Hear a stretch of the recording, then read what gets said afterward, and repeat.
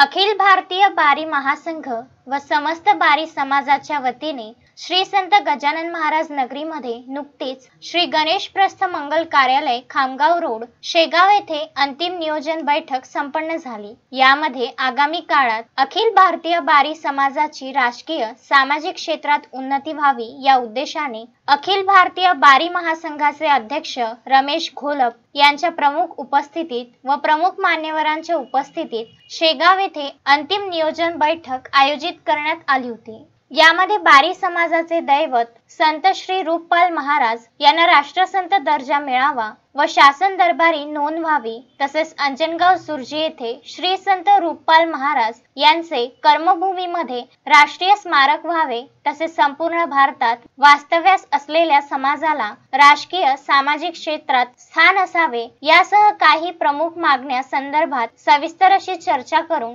आगामी 1 ऑक्टोबर 2023 ला श्री संत शेगाव नगरीत खामगाव रोडवरील स्वर्गीय गजानन पाटील नवीन मार्केट यार्ड कृषी उत्पन्न बाजार समिती शेगाव येथील 20 एकराच्या भव्य दिव्य जागेत सकाळी 11 वाजता राज्याचे मुख्यमंत्री, उपमुख्यमंत्री व इतरही सर्व प्रमुख मान्यवरांच्या उपस्थितीत अखिल भारतीय बारी समाज राष्ट्रीय महाअधिवेशन होणार आहे। या संबंधित मुद्देसूद नियोजन बैठक उपस्थित समाज बांधवांच्या प्रमुख उपस्थितीत संपन्न झाली। यासाठी पूर्व नियोजनाची बैठक 30 सप्टेंबरला दुपारी 4 वाजता कार्यक्रम स्थळी होणार आहे। अधिवेशनामध्ये सर्व समाजाप्रती असलेल्या मागण्या यावर सखोल चर्चा करून त्या मागण्या उद्घाटनीय मान्यवरांच्या समोर अधिवेशनामध्ये सादर करण्यात येतील। तरी सदरच्या अधिवेशनाला सर्व समाज बांधवांनी तन मन धनाने सहकार्य करून अखिल भारतीय बारी समाजाला कसा न्याय देता येईल याकडे लक्ष देण्याची गरज आहे,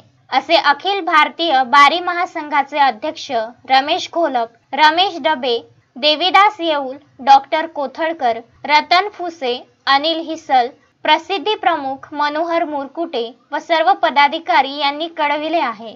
नियोजन बैठकीपूर्वीच आमदार संजय कुटे यांनी अधिवेशन स्थळी जाऊन जागेची पाहणी करून त्या जागेवर ज्या काही अडचणी आहेत त्या पूर्ण करण्याची व योग्य नियोजन करण्याचे आदेश संबंधित विभागाला दिले।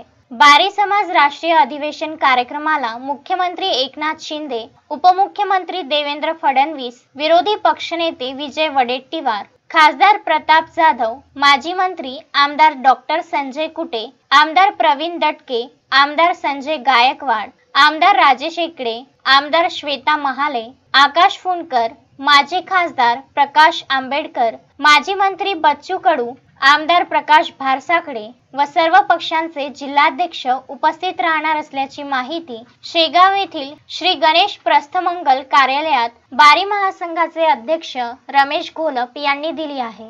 बारी समाज जो पूर्ण देशामध्ये आहे त्या समाजाचं राष्ट्रीय अधिवेशन आपल्या शेगाव नगरीमध्ये होत आहे। एक चांगलं राष्ट्रीय अधिवेशन की ज्याचं नाव देशभर घेतलं जाईल की शेगावचं राष्ट्रीय अधिवेशन अतिशय चांगलं आणि समाजाला दिशा देणारं अधिवेशन बनलं। कारण मी असा समजणारा कार्यकर्ता आहे की समाजाचा हा प्लॅटफॉर्म जो असतो तो राजकारणासाठी कधी वापरू नये, हा मी पहिलेपासून माझ्या आयुष्यात पाहिलेला मला पाहिला आहे। कारण समाज कार्य करणे आणि राजकारण करण्यात खूप फरक आहे। समाज कार्य अतिशय कठीण काम आहे, राजकारण हे सोपे काम। समाज कार्य करत असताना अतिशय अडचणी येतात, अतिशय त्रास होतो, अतिशय मनाविरुद्ध गोष्टी घडतात, पण तो जे सगळं आपण सांभाळतो एक दुसऱ्याला आणि त्याच्यातून समाजाची वाटचाल ही भविष्याकडे एक चांगल्या दृष्टिकोन जाते, त्यालाच खऱ्या अर्थानं समाजकारण म्हणतात। ते समाजाला दिशा देणारा प्लॅटफॉर्म असतो। म्हणून सांगण्याचा दृष्टिकोन की आपण आता समाज म्हणून इथं बसलेला आहे, त्यामुळे काही मतभेद असू शकतात, एक मनमोठा असू शकते, एक दुसरं असं वाटतं की मी इथं का नाही बसतो, मला तिथंच का बसलो, मला इकडे बसलो, मला खूप मोठं करावं, मला सांगायला पाहिजे। मीपणा पण आपल्यामध्ये असतोच, माझ्यामध्ये पण आहे। असं नाही की तुम्ही कोणाला बोलताय, माझ्यामध्ये येतो कधी कधी मीपणा। ज्या दिवशी आपण असा बाजूला फेकून देऊ त्या दिवशी समाजाचं उत्थान होईल। जोपर्यंत मीपणा माझ्यात राहील तोपर्यंत समाजाचं उत्थान होणार नाही। अधिवेशन तर चांगलंच होईल, त्याबद्दल काही कोणी चिंता करण्याचं कारण नाही। सगळी आपली समोरची मंडळी स्टेजवरची म्हणजे अजूनही बरीचशी मंडळी आहे की ते हिरिरीनं भाग घेतील, जिथं कमी तिथं जिथं कमी तिथं डीसीएम साहेबाचाही दौरा जो आहे तो आपला फिक्स झालेला आहे. 1 तारखेला ते डीसीएम साहेब येत आहे.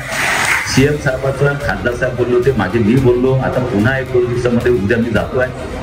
ते 1 तारखेला जरी युरोपला रात्री जात असले तरी त्यांनी दुपारचा आमचा कार्यक्रम करून जावं ही विनंती त्यांना आपण करणार आहे.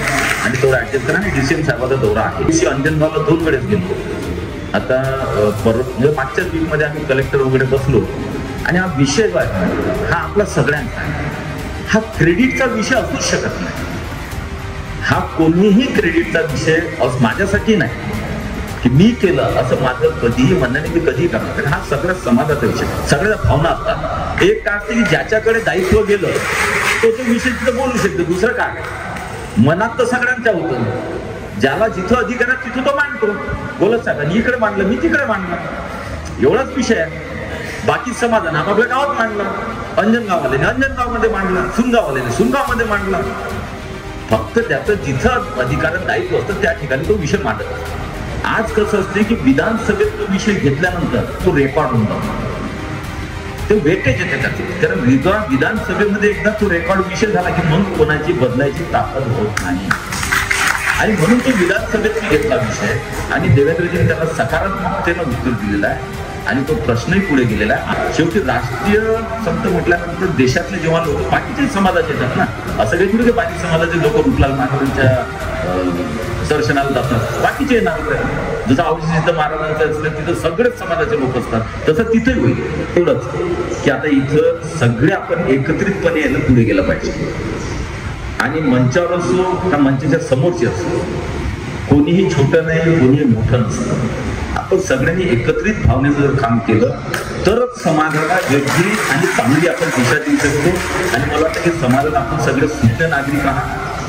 आमच्या भगिनी पण आहेत, सुज्ञ भगिनी आहेत, सुज्ञ नागरिक आहेत. आणि निश्चितपणे एक सामाजिक कार्यक्रम, त्याला कोणत्याही गोष्टीचा दुसरा टच न देता एक सामाजिक कार्यक्रम आपला राष्ट्रीय अधिवेशनाच्या स्वरूपामध्ये काही निर्णय होतील, काही समाजाला दिशा देण्याचे निर्णय होतील, काही समाजातल्या चाली रीती अनिष्ट प्रथा परंपरा ज्या काय असतील त्याही सोडण्याचे विषय होतील.